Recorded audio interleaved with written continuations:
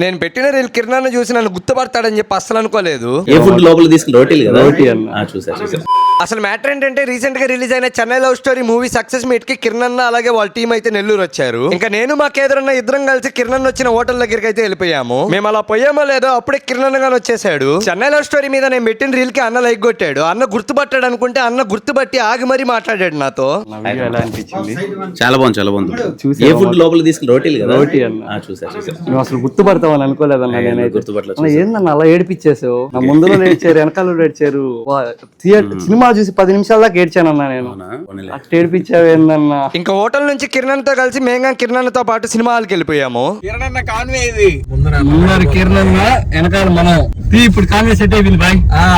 కిరణ్ ఎంత kind hearted అంటే down to earth person, attitude లేకుండా ప్రతి ఒక్కరితో చాలా బాగా మాట్లాడుతున్నాడు. ఇందుకు ఈ వీడియో చూస్తున్న వాళ్ళలో మీలో ఎంతమంది కిరణ్ అంటే ఇష్టమో కింద కామెంట్ సెక్షన్ లో కామెంట్ చేయండి. లాస్ట్ లో మీ అందరు కిరణ్ ఒకటి చెప్తాడంట, వినండి. And follow 7up Shiva.